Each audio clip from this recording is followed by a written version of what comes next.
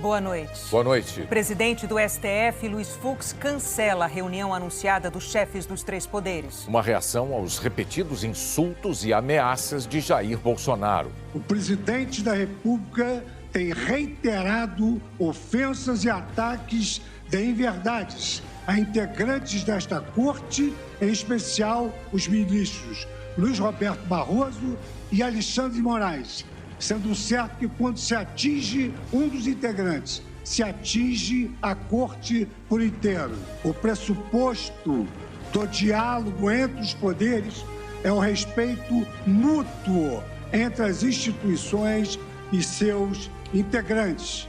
Depois que o ministro Alexandre de Moraes o incluiu no inquérito sobre as fake news, Bolsonaro chegou a dizer que o antídoto para isso seria desrespeitar a Constituição. Mas recuou, mais uma vez, diante das reações em defesa da democracia. O ministro Alexandre de Moraes diz que ameaças vazias e agressões covardes não afastarão o Supremo de exercer com respeito e serenidade sua missão constitucional. E centenas de representantes da sociedade civil divulgam um manifesto em apoio ao sistema de votação. O Brasil perde mais de 560 mil vidas na pandemia. A CPI da Covid houve o empresário Ayrton Cascavel, que trabalhou informalmente por quase 2 meses no Ministério da Saúde. A Câmara aprova o projeto de lei que abre caminho para a privatização dos Correios. Em Tóquio, o Brasil iguala o recorde de medalhas da Rio 2016. O catarinense Pedro Barros conquista a prata no skate park. E o Barcelona anuncia a saída do argentino Lionel Messi.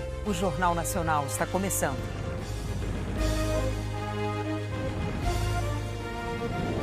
Anny Lotterman, boa noite. Vamos ver a previsão do tempo. Oi, Bonner. Boa noite para você, para Renata. Boa noite a todos. Começo destacando a chuva, porque está chovendo muito em São Luís, no Maranhão. Em 24 horas foram 62 milímetros e o normal para o mês todo é 30 milímetros. Em Maceió, em apenas 4 dias, já choveu 201 milímetros, que é a média do mês todo.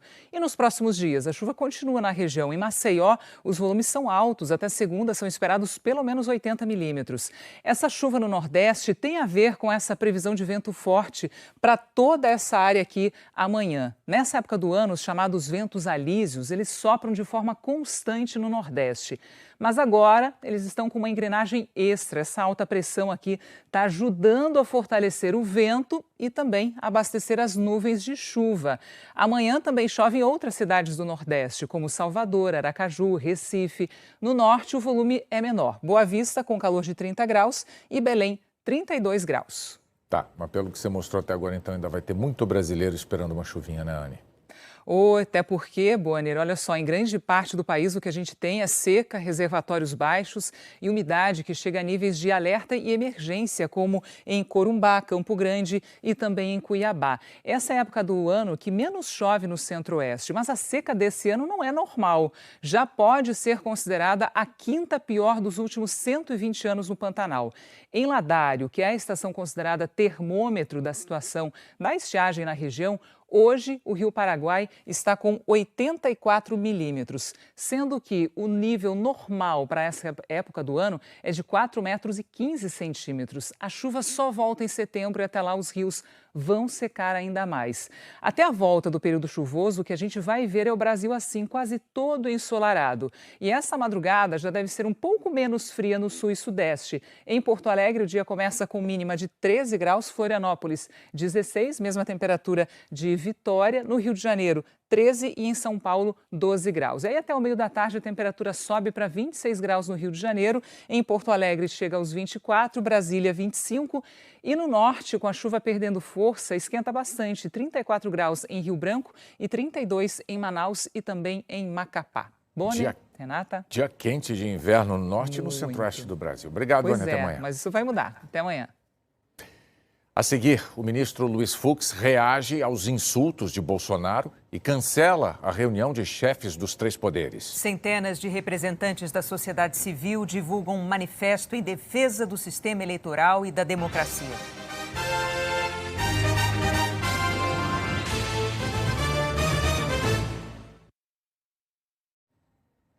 O presidente do Supremo Tribunal Federal, Luiz Fux, fez um pronunciamento duro em resposta aos frequentes ataques do presidente Jair Bolsonaro a integrantes da Corte e ao sistema de votação brasileiro. Fux disse que quando um ministro é atingido, toda a Corte é atingida e cancelou o encontro anunciado com os chefes dos poderes. O pronunciamento de Luiz Fux, em nome de todos os ministros do STF, ocorreu depois das reações do presidente Bolsonaro ao ser incluído como investigado no inquérito das fake news por decisão do ministro Alexandre de Moraes. Bolsonaro ameaçou agir fora da Constituição, insultou ministros do STF e voltou a atribuir supostas falhas ao sistema de votação brasileiro, sem nenhuma base na realidade. As declarações foram feitas durante a entrevista transmitida pela Rádio Jovem Pan em redes sociais ontem à noite, logo após a decisão do ministro Alexandre de Moraes. Hoje, Bolsonaro voltou a tratar do assunto em uma entrevista à Rádio 93 FM Gospel do Rio de Janeiro e recuou parcialmente. Afirmou que não pretende sair das 4 linhas da Constituição para questionar autoridades, mas disse acreditar que o momento está chegando.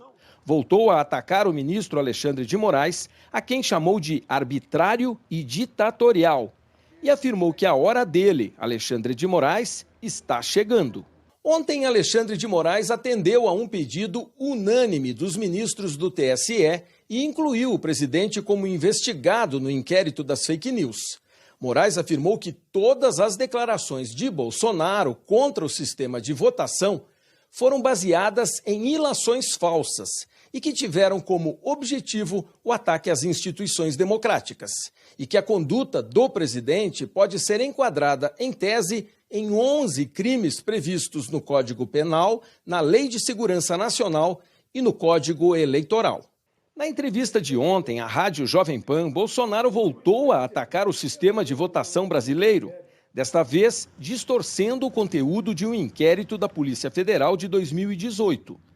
Bolsonaro e o deputado Felipe Barros, relator da Comissão Especial do Voto Impresso na Câmara, disseram que o inquérito revelava a invasão por um hacker aos sistemas do TSE em 2018. E que o hacker teve acesso ao código-fonte das urnas. Mas Bolsonaro e o relator omitiram a informação de que o acesso ao código-fonte não permite a ninguém alterar a votação. Tanto é assim que, após a assinatura de um termo de sigilo, o Ministério Público e a OAB e os partidos políticos, por exemplo, podem pedir o acesso ao código-fonte justamente para fiscalizá-lo. O inquérito foi aberto em 2018, depois de uma reportagem publicada pelo site Tecmundo. A própria reportagem explicava, na ocasião, exatamente a impossibilidade de se fraudar a eleição a partir apenas do código-fonte. Em nota divulgada no fim da noite desta quarta-feira, o TSE fez esclarecimentos em referência a esse inquérito da Polícia Federal que apura o ataque ao seu sistema interno.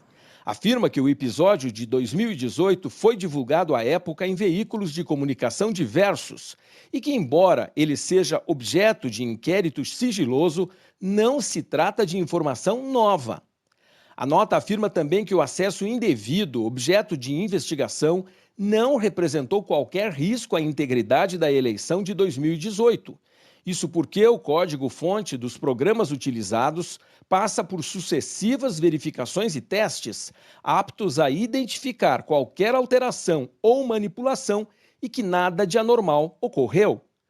O TSE acrescenta que o código-fonte é acessível a todo tempo aos partidos políticos, à OAB, à Polícia Federal e a outras entidades que participam do processo e que, uma vez assinado digitalmente e lacrado, não existe a possibilidade de adulteração. Segundo o tribunal, o programa simplesmente não roda se vier a ser modificado. Na nota, o TSE reitera que as urnas eletrônicas jamais entram em rede e que, por não serem conectadas à internet, não são passíveis de acesso remoto, o que impede qualquer tipo de interferência externa no processo de votação e apuração. Por essa razão, segundo a nota, é possível afirmar com margem de certeza que a invasão investigada não teve qualquer impacto sobre o resultado das eleições. A nota afirma ainda que o próprio TSE encaminhou à Polícia Federal as informações necessárias à apuração dos fatos e prestou as informações disponíveis, que a investigação corre de forma sigilosa e que nunca se comunicou ao TSE qualquer indicativo de fraude. Segundo a nota, de 2018 para cá, o cenário mundial de cibersegurança se alterou, sendo que novos cuidados e camadas de proteção foram introduzidos para aumentar a segurança dos demais sistemas informatizados. O TSE conclui a nota afirmando que, por fim, e mais importante que tudo, os sistemas usados nas eleições de 2018 estão disponíveis na sala-cofre para os interessados que podem analisar tanto o código-fonte quanto os sistemas lacrados e constatar que tudo transcorreu com precisão e lisura. Hoje, o ministro Alexandre de Moraes afirmou numa rede social, sem citar o nome de Bolsonaro, que ameaças vazias e agressões covardes não afastarão o Supremo Tribunal Federal de exercer com respeito e serenidade sua missão constitucional de defesa e manutenção da democracia e do Estado de Direito. No fim da tarde, ao encerrar a sessão de hoje no Supremo, o presidente da Corte, Luiz Fux, falou em nome de todos os ministros. Num tom bem mais duro daquele usado na segunda-feira, na volta do recesso do meio do ano, Fux citou nominalmente o presidente da República. Disse que Bolsonaro insiste em atacar integrantes do STF e o sistema eleitoral brasileiro e que, quando se atinge um dos integrantes da Corte, todos são atingidos. Fux anunciou que cancelou a reunião anunciada com os... O Palácio do Planalto ainda não se pronunciou. Centenas de representantes da sociedade civil assinaram um manifesto em defesa do sistema eleitoral brasileiro. São empresários, artistas, banqueiros, economistas, políticos e religiosos. O texto, publicado hoje em diversos jornais, afirma que o Brasil enfrenta uma crise sanitária, social e econômica de grandes proporções e que o futuro mais próspero só será possível com base na estabilidade democrática. O documento destaca que o princípio-chave de uma democracia saudável é a realização de eleições e a aceitação de seus resultados por todos os envolvidos. O manifesto lembra que a justiça eleitoral brasileira é uma das mais modernas e respeitadas do mundo, que todos confiam na justiça eleitoral e no atual sistema de votação eletrônico.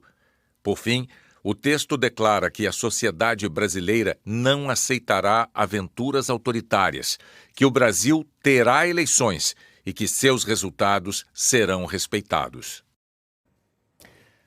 A comissão especial que analisa a mudança no sistema de votação brasileiro rejeitou o parecer que estabelecia o voto impresso. O Fabiano Andrade traz as informações ao vivo para a gente. Fabiano, boa noite. Boa noite para você também, Bonner, Renata, uma excelente noite a todos. E essa rejeição foi por uma ampla maioria de votos, 23-11 contra o parecer do deputado Felipe Barros, do PSL. No texto, o deputado previa que seria obrigatória a emissão de um voto impresso no ato da votação e ainda que a apuração dos votos, a contagem, ocorresse de forma manual na própria sessão eleitoral com presença do público antes de seguir para a totalização. Como a gente tem visto, essa proposta é rejeitada por ministros do Tribunal Superior Eleitoral, juristas e parlamentares que defendem a segurança do atual modelo de votação. Agora, apesar do texto ter sido rejeitado nessa comissão, a proposta ainda continua sendo discutida na Câmara dos Deputados. E isso é uma surpresa, porque a expectativa era que, se o assunto fosse rejeitado na comissão, terminaria por lá mesmo. Mas o presidente da Câmara, deputado Arthur Lira, disse que o assunto continuará sendo discutido no plenário. E para que essa proposta de emenda à Constituição seja aprovada em plenário, são necessários 308 votos favoráveis em 2 turnos de votação. Só lembrando que, tanto na comissão quanto no plenário da Câmara dos Deputados, a votação ocorre de forma eletrônica. Bonner e Renata. Obrigada, Fabiano. Ficou para a semana que vem a votação na Câmara do polêmico Distritão. Já era a madrugada de hoje quando, sem acordo, os deputados desistiram de votar a proposta que tenta aprovar o Distritão, que já foi votado e rejeitado 2 vezes pelo plenário da Câmara. em 2015 e em 2017. A relatora, a deputada Renata Abreu, do Podemos, justificou o impasse. A minha ideia é que mesmo isso continue sendo uma transição para o distritão misto. De qualquer forma, o grande debate é no modelo de transição. Então, nós tínhamos os que queriam a manutenção do sistema atual e os que queriam o distritão. Quem queria a manutenção do sistema atual não topava nenhuma proposta de acordo. Hoje, o sistema para eleger deputados e vereadores é o proporcional. As vagas são distribuídas proporcionalmente ao número de votos que candidatos e partidos recebem. No distritão, são eleitos os candidatos mais votados, num sistema que não leva em conta os votos nos candidatos perdedores e nos partidos. Segundo cientistas políticos, o novo sistema favorece candidaturas de celebridades fora da vida política, aumentando a concorrência com os próprios parlamentares. Com isso, a disputa passará a valorizar menos ideias e programas partidários e se tornará mais personalista, reduzindo, enfraquecendo o papel dos partidos e junto à democracia. Não existe democracia em um sistema onde as minorias não têm vez. Você não fala em democracia onde as mulheres não têm vez, onde os menos favorecidos não têm vez e não têm possibilidade de concorrer. Em defesa da democracia, em defesa da renovação, em defesa da possibilidade de outros candidatos poderem, inclusive, serem eleitos no meu lugar aqui na Câmara dos Deputados. Faço a defesa intransigente de que não passemos a um sistema que apenas buscará perpetuar aqueles que aqui estão e não permitirá mais a renovação. Uma eleição proporcional é para representar as diversas visões que a sociedade tem e que não são representadas numa visão majoritária. Por isso, nós temos o voto proporcional, o voto da proporção da sociedade, de uma parte da sociedade que é dado a cada representante dela que está aqui nos 513 parlamentares que compõem a Câmara dos Deputados. O distritão enfraquece os partidos.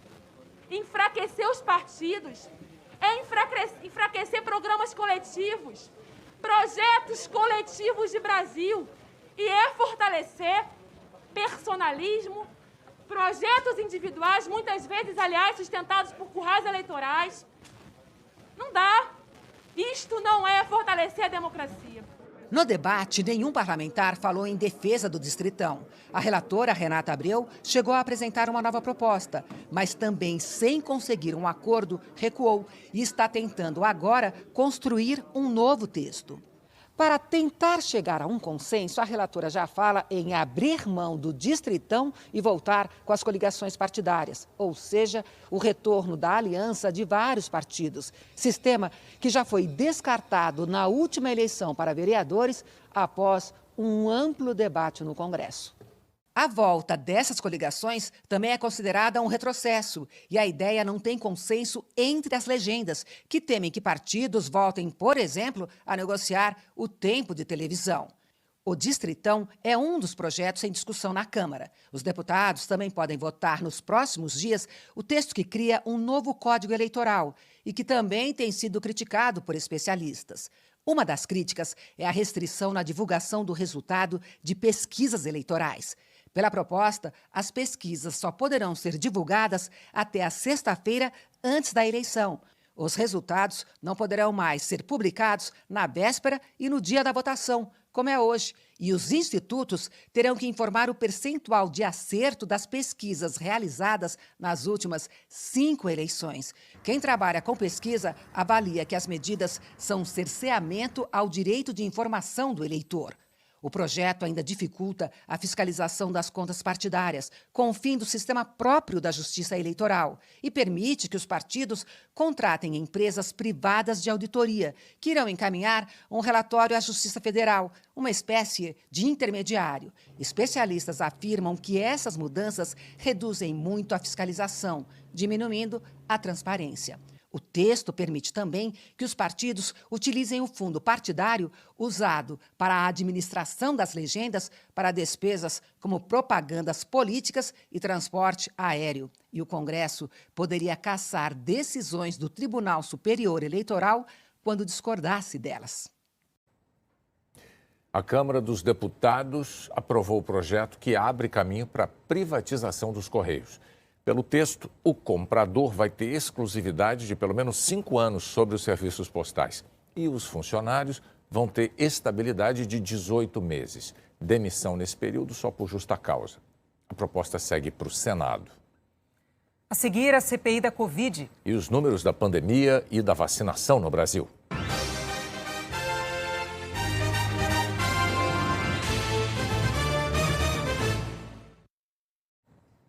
O secretário executivo do Ministério do Trabalho, Bruno Bianco, vai ser o novo advogado-geral da União no lugar de André Mendonça, indicado para o Supremo Tribunal Federal. O presidente Bolsonaro fez o anúncio numa rede social. A CPI da Covid ouviu hoje o empresário considerado uma espécie de ministro informal da saúde. Ayrton Soligo, Ayrton Cascavel, trabalhou quase 2 meses sem ser nomeado. Além do depoimento, a sessão foi marcada por críticas dos senadores de oposição a um inquérito da Polícia Federal para investigar vazamento de informações sigilosas enviadas à CPI. Eles consideram que há interesse político na decisão. O vice-presidente da comissão, senador Randolfo Rodrigues, da Rede, sugeriu que a Polícia Federal adotasse o mesmo procedimento contra o presidente Jair Bolsonaro. Inquérito contra a Comissão Parlamentar de Inquérito deve saber as autoridades, o senhor ministro da Justiça, e deve saber também a Direção-Geral da Polícia Federal, é inconstitucional e ilegítimo. Só que ocorre, senadora Simone, que ainda ontem à noite, às 21h26, o senhor presidente da República, em suas redes sociais, divulgou abertamente um inquérito sigiloso, no qual, inclusive, no inquérito, está a advertência de sigilo. Mas eu pergunto ao senhor Anderson Torres, que é o senhor ministro de Estado da Justiça, ao senhor diretor-geral da Polícia Federal, a que horas será anunciada a abertura do inquérito contra o senhor presidente da República? O depoimento de Ayrton Soligo, conhecido como Ayrton Cascavel, começou por volta das 11 da manhã. Ele já foi deputado federal e vice-governador de Roraima. O empresário chegou ao Ministério da Saúde em abril do ano passado, pelas mãos do então secretário executivo Eduardo Pazuello.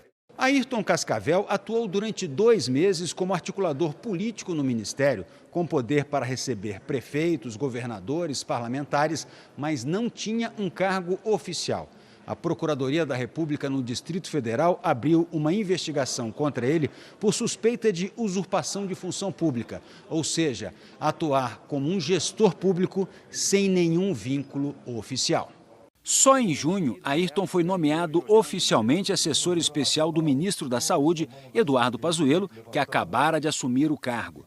Ele disse à CPI que problemas de saúde e burocráticos não permitiram sua nomeação assim que começou a trabalhar, e que não foi remunerado no período. Durante os 8 meses em que foi assessor de Pazuello, ele se tornou um dos nomes mais influentes no Ministério. Documentos enviados à CPI pelo Ministério Público apontam fotos e referências a Ayrton como número 2 do Ministério da Saúde. Secretários estaduais de saúde relataram que Vossa Senhoria era uma espécie de ministro de fato, pois agilizar... O empresário Ayrton Cascavel disse que não negociou a compra de vacinas pelo governo federal, mas que participou de reuniões do Ministério com o Instituto Butantan que trataram da compra da Coronavac. O senador governista Jorginho Melo, do PL, elogiou Ayrton Cascavel por abrir um canal de diálogo com os políticos. Tem que ter o entendimento político e o senhor teve essa possibilidade de, lá dentro do Ministério, nos receber deputados, senadores, prefeitos, vereadores. Então, tenho a certeza absoluta de que o senhor estava num momento muito difícil do Brasil, num lugar onde pôde ajudar muitos brasileiros em diversos estados da federação. Ayrton Cascavel negou responsabilidade sobre os erros do Ministério da Saúde na falta de oxigênio no Amazonas. Disse que não participou de discussões sobre o tratamento com medicamentos sem eficácia comprovada, como a cloroquina. A senadora Elisiane Gama, do Cidadania, disse que ele não pode se omitir de responsabilidades porque tinha grande influência no Ministério. Com toda essa informação e com todo o histórico de vida que o senhor tinha, de experiência, inclusive na área de gestão, o senhor não conseguiu detectar tantos problemas dentro do Ministério da Saúde. O senhor estava lá atuando sem ter uma função pública. Portanto, usurpação de serviço público. A segunda situação, o senhor Ayrton, acabou participando de toda essa má gestão. E a outra, para mim, claramente, prevaricação. Não dá para a gente entender que o senhor não tinha conhecimento de tudo que estava acontecendo. No fim do dia, 9 integrantes da CPI da Covid e mais as senadoras Simone Tebet e Elisiane Gama divulgaram nota em que subscrevem integralmente a decisão do presidente do Supremo, Luiz Fux, de suspender a reunião dos chefes dos 3 poderes. Os parlamentares também manifestam solidariedade aos ministros Luiz Roberto Barroso e Alexandre de Moraes. Os senadores afirmaram que é inegável que o presidente Bolsonaro tenta deslegitimar as instituições e que ataca o judiciário de forma sistemática. Ressaltaram que a CPI também tem sido alvo recorrente de tentativas de intimidação por parte do Executivo. Entre os titulares da comissão que assinam a nota estão o presidente Omar Aziz, o vice-presidente Randolfo Rodrigues e o relator Renan Calheiros. Vamos agora aos números reunidos pelo consórcio de veículos da imprensa. Boa noite, Alain. Boa noite, Renata, Bonner, boa noite a todos. Nas últimas 24 horas, 1.012.226 pessoas tomaram a primeira dose da vacina e 626.663 a segunda dose ou a dose única. O total do dia ficou em 1.638.889. O Brasil tem mais de 105 milhões de vacinados com a primeira dose, ou 49,61% da população. Mais de 44 milhões tomaram a segunda dose ou a dose única.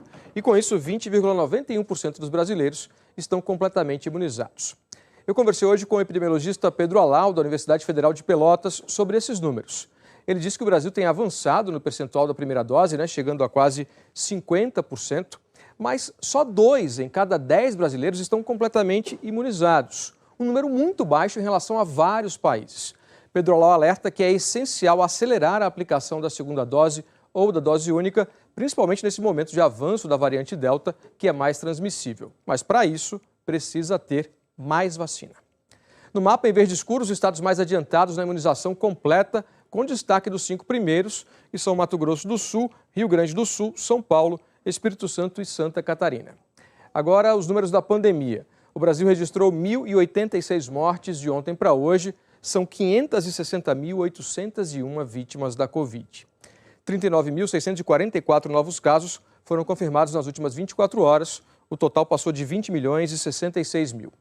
Depois de 13 dias em estabilidade, a média de casos voltou à tendência de queda.